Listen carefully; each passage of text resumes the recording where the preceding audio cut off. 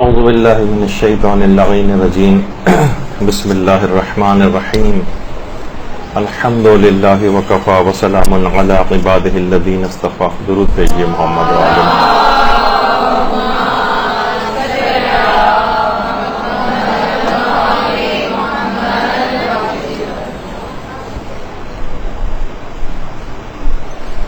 کس قدر شکر و احسان ہے پروردگار کا کہ اس نے اس رمضان میں بھی ہمیں زندہ رکھا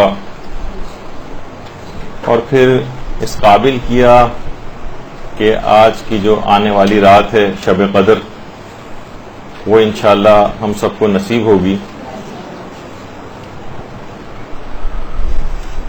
شب قدریں تو بہت سی گزرتی ہیں، پچھلی سابقہ زندگیوں میں گزرتی رہی ہیں، لیکن ایسی شب قدر کیسے گزاریں کہ جو آئیڈیل شب قدر قرار پائے، جو ہماری زندگیوں کے جو برنامہ ہے اور پروگرام ہے اس کو بدل کے رکھ دے. دیکھیے، اب شب قدر تو اپنی تمام تر فضیلتوں کے ساتھ ہمیں حاصل رہے گی. اب اس سے کسب فیض کرنا یہ ہمارا اپنا کام ہے. اور بچہ ہو، بڑا ہو، بوڑھا ہو، جوان ہو، ہر شخص کو اپنے ہاتھوں سے اپنی تقدیر کو لکھنا ہے. اور اس پہ کتنی شکر گزاری کی بات ہے، کتنے افراد ایسے ہیں جو پچھلے سال تک شب قدر جن کو نصیب رہی اور اس کے بعد پھر وہ اس دنیا فانی سے چلے گئے.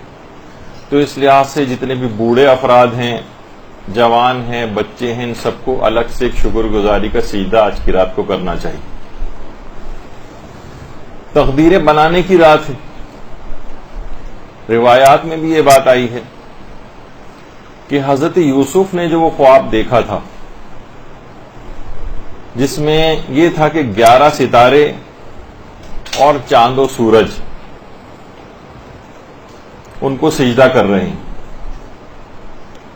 تو یہ خواب بھی انہوں نے شب قدر میں دیکھا تھا. روایات میں ہے کہ شب جمعہ بھی تھی اور شب قدر بھی تھی. تو اس لحاظ سے یہ مقدرات کو لکھے جانے کی رات ہے. اور کچھ اعمال اور طریقے ایسے ہیں جن پہ عمل پیرا ہونے کے بعد ہم اس کو ایک آئیڈیل شب قدر بھی بنا سکتے ہیں اور اس طریقے سے اس کو گزار سکتے ہیں کہ دنیا اور آخرت کی ہر خیر ہم کو اس سے حاصل ہو جائے. اچھا، اس رات کو عبادت میں ہم کیوں بسر کریں؟ کیوں؟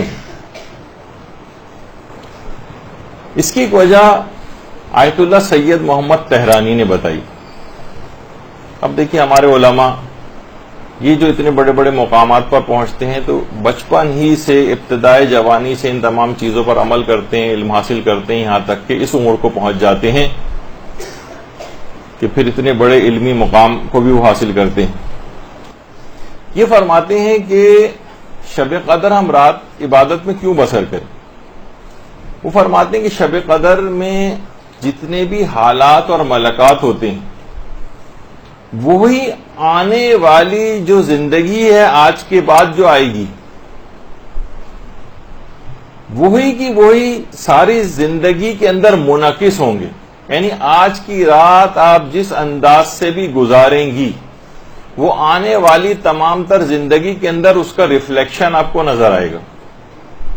وہ فرماتے ہیں کہ شب قدر میں جو شخص بھی عالم کثرت میں، بلکہ پہلے تو یہ کہا جائے کہ عالم وحدت کے اندر غرق رہے گا، مثلا پوری رات اطاعت خدا میں گزارے گا، پوری رات نمازوں کے اندر گزارے گا، پوری رات عبادت الہی کے اندر غرق رہے گا، تو وہ فرماتے ہیں کہ اس کا ریفلیکشن پورے سال اس کی زندگی میں نظر آئے گا اور اس کی پورا سال نورانیت میں گزرے گا.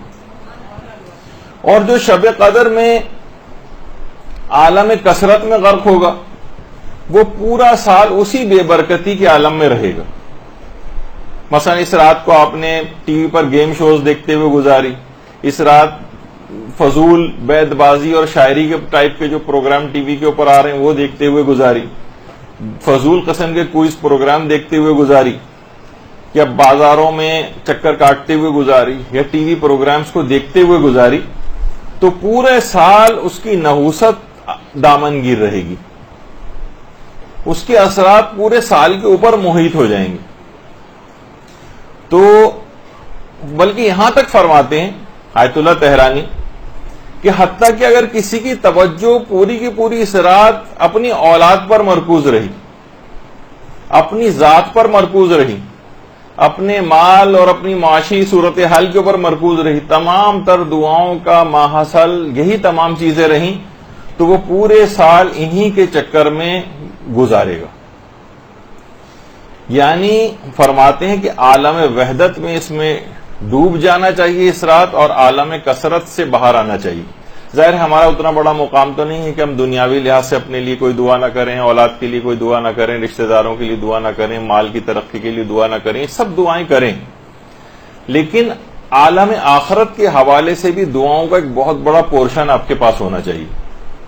مثلا ہر شخص کو دنیا سے جانا ہے، مرنا ہے، سکرات کی کیفیت طاری ہونی، اس کے لیے آپ دعا کریں کہ یہ آسانی کے ساتھ ہو، قبر کی پہلی رات آپ کی آسانی کے ساتھ گزرے، برزخی زندگی آپ آسانی کے ساتھ گزرے، قیامت آئے گی، پل صراط آئے گا، چوکیاں آئیں گی، کتنے سارے آگے نار جہنم وغیرہ، ان سب سے بچنے کے لیے بھی تو دعائیں کرنی ہے نا.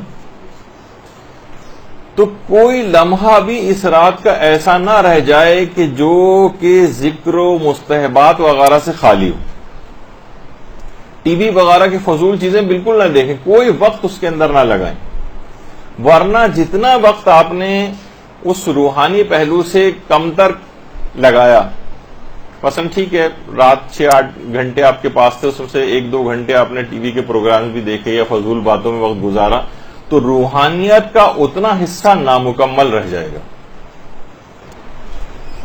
تو دیکھیے سب سے پہلے اس کی ابتدا کرنی ہے غسل سے، غسل شب قدر. یہ اس رات کا سب سے پہلا عمل ہے، اور کچھ مسائل جلدی ہم اس کو ڈسکس بھی کر دیتے ہیں کہ بہرحال دیکھیے آخری عشرے کی تقریباً تمام راتوں میں روایت میں یہ بات آئی ہے کہ پیغمبر اسلام غسل کیا کرتے تھے. اللہم صلی علی محمد وعلی محمد. تو کوشش کریں کہ اب جتنی بھی راتیں بچیں کم سے کم ہر رات، تاکہ ایک لحاظ سے سیرت کے مطابق بھی عمل ہو جائے. البتہ جو مستحب ہیں، جو معتبر روایتوں سے غسل شب قدر وغیرہ جس طریقے کی مستحب ہے، اور تھوڑے سے مسئلے فقہی اس کے اندر بتا دیے جائیں تاکہ یہ بھی کنفیوژن کے ماہوار نجاست کے زمانے میں بھی غسل شب قدر کیا جا سکتا ہے. اس کے علاوہ یہ کہ جتنے بھی اعمال قرآن ہیں یہ بھی سب کیے جا سکتے ہیں اسی زمانے میں، نجاست کے زمانے میں. اور ضروری نہیں کہ صرف غسل شب قدر ہی کی نیت ہو، بلکہ اور بھی بہت سارے غسلوں کی نیت آپ اس میں جمع کر سکتی ہیں. مستحب غسلوں کی نیتیں بھی جمع کر سکتی ہیں، واجب غسلوں کی نیتیں بھی جمع کر سکتی ہیں. غسل زیارت امام حسین کی نیت ہو، اور خوشنودی خدا کی نیت ہو، اور کوئی پرانا آپ کا غسل جمعہ، کوئی قضا چلی آ رہی ہو، کوئی اور اس طرح کا غسل ہو، وہ سب بھی ایک ساتھ نیت کر کے ایک ہی غسل میں سب کا ثواب لے سکتے ہیں. اسی طرح سے یہ البتہ یاد رہے کہ بہرحال اس غسل کے بعد کچھ علماء کہتے ہیں کہ وضو کی ضرورت نہیں ہے، جیسے آغا سیستانی اور آغا خوئی، اور کچھ علماء یہ فرماتے ہیں جیسے جس میں امام خمینی اور رہبر معظم نمازوں کے لیے یعنی وضو بھی کرنا پڑے گا. اسی طرح سے اب کچھ اوقات کے لحاظ سے کچھ بہتر چیزیں، ویسے تو پورا زمانہ ہی پوری رات غسل شب قدر کیا جا سکتا ہے، لیکن شب 19 میں زیادہ دیکھ لیجئے گا کہ نماز مغرب پڑھنے کے بعد پھر غسل کریں، اس کے بعد نماز عشاء.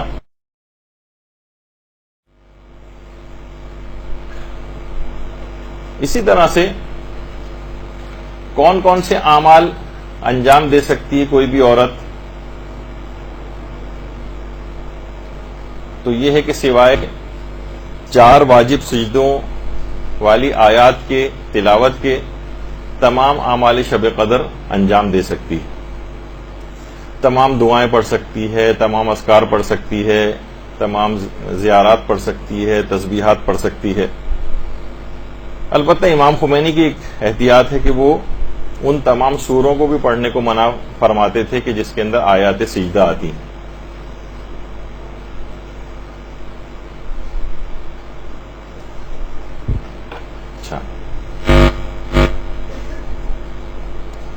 اچھا 23ویں شب قدر کا غسل کا ثواب کس وقت زیادہ ہے، یہ بھی ابھی آ گیا۔